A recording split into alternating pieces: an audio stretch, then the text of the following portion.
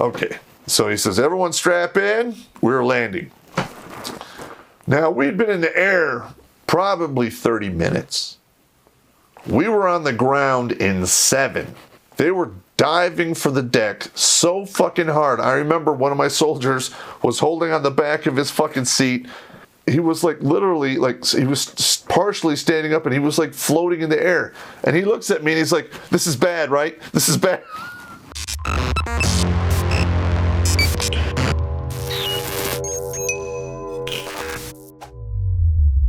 Hello everybody, Terrence Popp here. And another episode.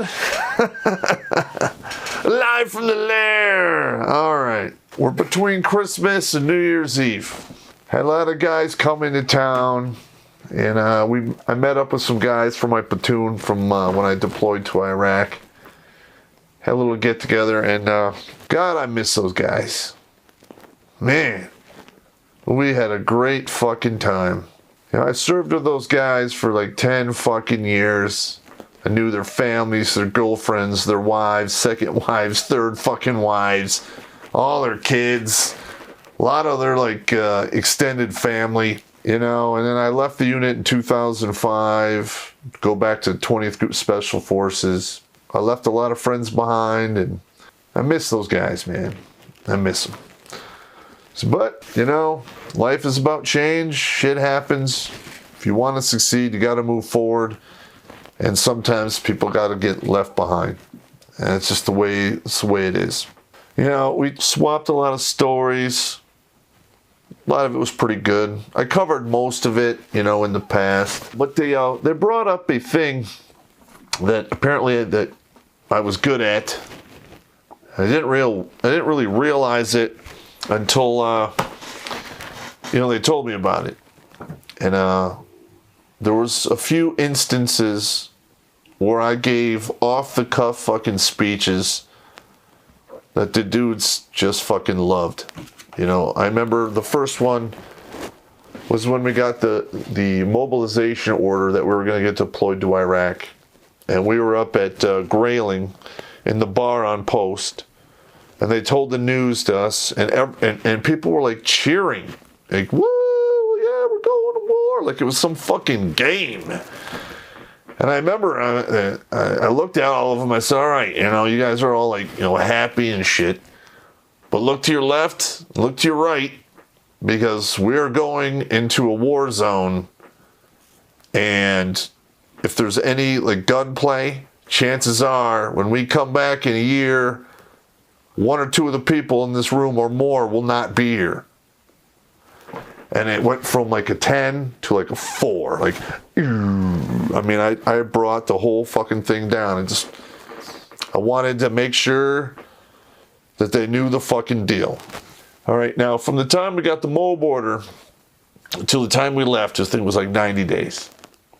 And we had a couple drills in between. And I remember I had found online, there was some old footage from some of the Chechnyan war that was going on. And these Muslims, you know, had captured a Russian soldier, and they threw him down, stepped on his head, and they literally with these fucking tiny knives cut this fucker's head off.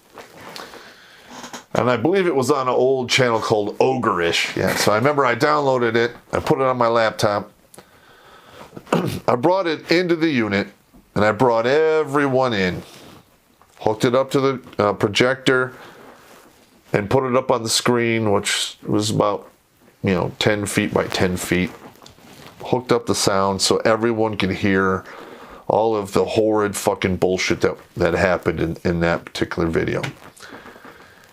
And I let them know, I'm like, hey, these are the people we're up against. So keep this in the back of your fucking mind. And I had to do that one other time. Actually, I didn't show it one other time, but when we were in Iraq, and it was after the April 10th shootout we had, and there was a bunch of bullshit going on Route Victory. They had captured a truck driver, American. And on Al Jazeera, they basically saw this fucker's head off. And all my guys flipped the fuck out. Like, they forgot I had already showed a video very similar to this just a few months prior. You know, a couple of guys had the shakes. Guys were like tearing up, like they were gonna fucking cry and shit. And I knew that I had to fucking step in there and say some shit.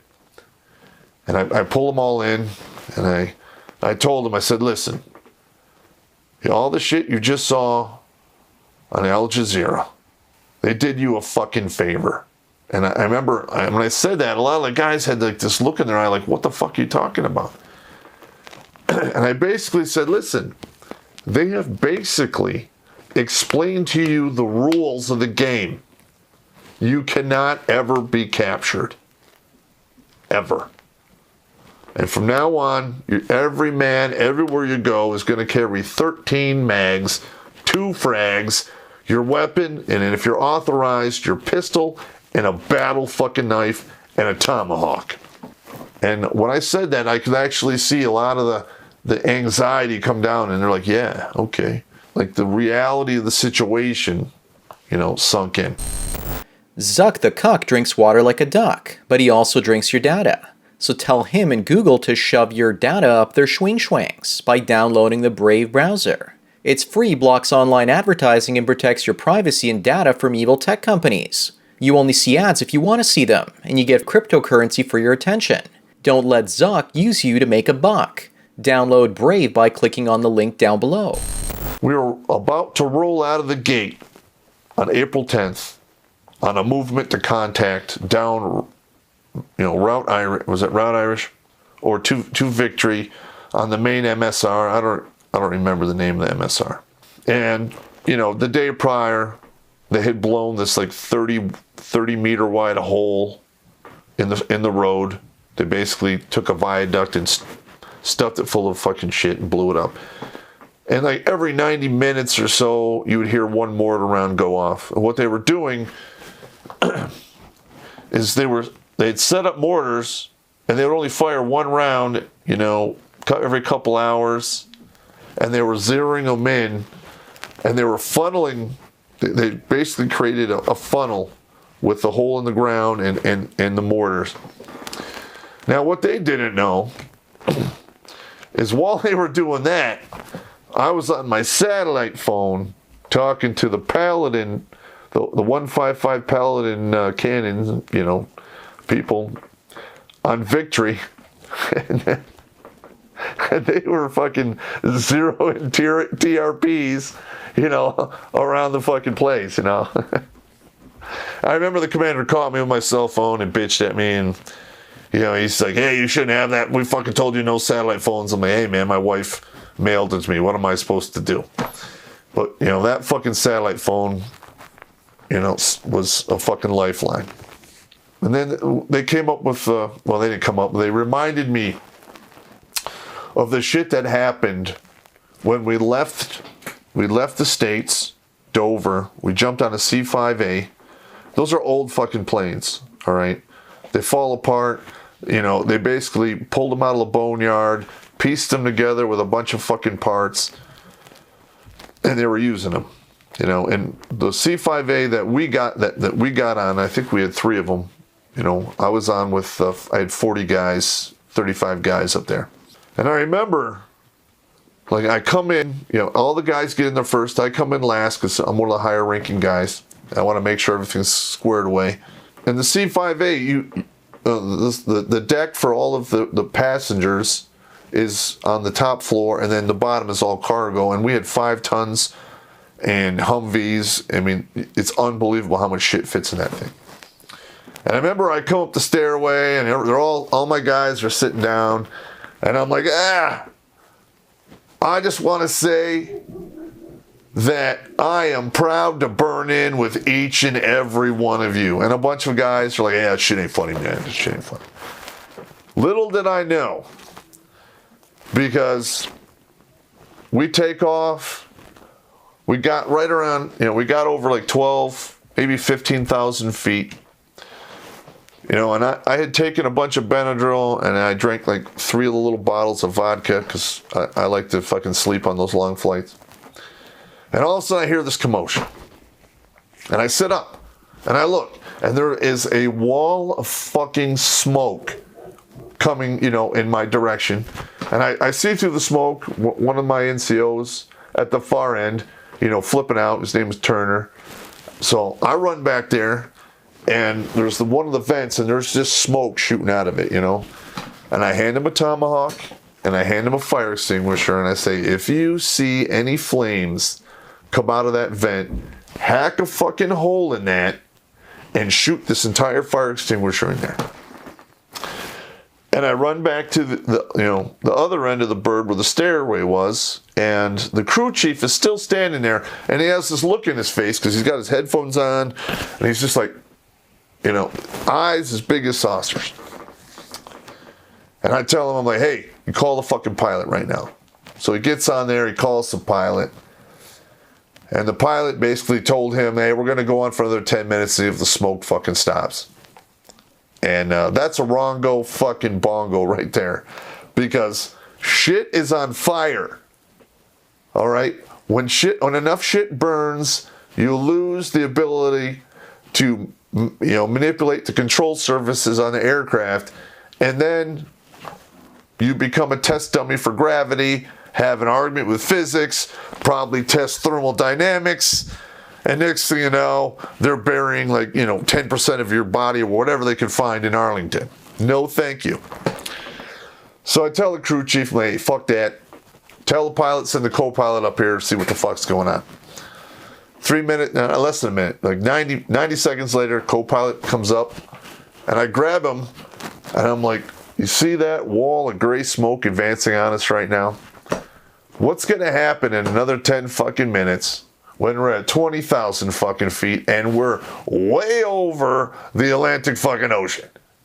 We're going to die.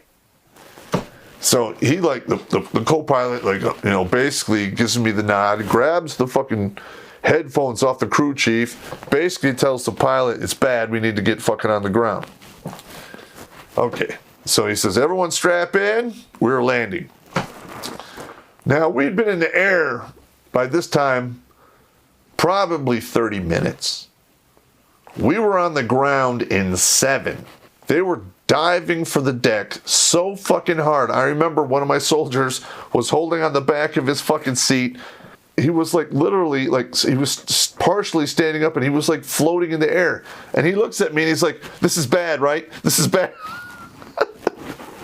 And at this point, there's really nothing I can do except try to calm everyone fucking down. Because, they were right on that wave of panic, and you don't ever want to go into panic because nothing ever good happens when you lose your head and you fucking panic. So I'm like, no, they're just diving for the deck. It's going to be fine and blah, blah, blah. And look, no, we were on that fucking ground, boom, like that. I don't know what they did. Apparently we got priority. And we didn't even land at Dover, or was it? It's that one base in the States where all of the fallen soldiers come back through. I think it's called Dover. I'm not sure. We landed at a completely different fucking airport, and we were grounded until they fixed the whole fucking thing. And what happened is there's a valve outside one of the engines which takes off heat to help actually heat the fucking cabin. Well, this got stuck open, and there was, jet fuel exhaust coming into the heating, ducts, and was basically setting some of the insulation on fucking fire. That's bad. They repaired it, and then we flew from this. We were gone. We were on the ground maybe 4 hours. They fixed it. And then we were flying to Moran, Spain. Later on, some of my guys had pictures. And I remember I was looking at this one picture. You can see the smoke. And you see this guy with a camera taking a picture of a guy looking this way with a camera. Dudes are putting on vests and K-pots. That's going to help you. Fuck, that sucked balls. I hope to God I never have to live through some shit like that again, because that was not cool, man. That was not cool. But, those were some of the stories we talked about. There's a few other ones, some close call stuff. I'm going to probably sit down and with as many 425 guys as I can and get all of the close call stories and then write a book about it. Because I really think that what happened to us is beyond chance. There's no fucking way. I mean, think about it. You take a National Guard unit, an airborne National Guard unit. We go to the MOAB site. They don't fix our weapons. They don't give us commo. Hell, they don't even fix our fucking vehicles. The commander signs off on all of that saying, yeah, we're good. And then he lies about the training to get us sent directly into Iraq instead of going through Kuwait like everyone else. So basically, I had 159 men, including myself, in Iraq. No one trained to standard, broken weapons. The radios we had, you could talk to the Army from the 1970s, not from the Army of, the 2000s. It was shameful. And we go to Abu Ghraib prison, and we just get on the ground, and all of a sudden this torture thing fucking blows up. And we were getting mortared, 3 to 5 times a day for months. Sniper fire, RPGs, fucking, it was the real fucking deal. It was the Wild West bullshit, man. I was the only guy, I was the only guy. I got hurt the worst. Okay? I really did. And if I had not been there, Team 3-3 probably would have got that fucking stupid mission to go to the top of an apartment building just outside the wall with 2,200 fucking Muslims freaking out on the road, armed with machine guns, AK-47s, and RPGs. In fact, one of the guys that had an RPG on the mosque got shot and did a cowboy fall into the crowd, and everyone went fucking crazy. And I remember when that was Colonel Edwards' fucking brainchild to do that. And when you plan shit, it's called PACE. Primary, alternate, contingent, and emergency plans. He had none of that. And I remember I said, listen, sir, this is ridiculous. We can see what's going on from Tower 4. We don't need to fucking send, alerts team with a radio on top of, with 2,200. No, that's stupid. Where's your alternate emergency contingency plan? And I remember he looks at me and he goes, God damn it, I'm a fucking colonel. You're going to do what I fucking say. I'm enlisted. He's an officer. He's right. But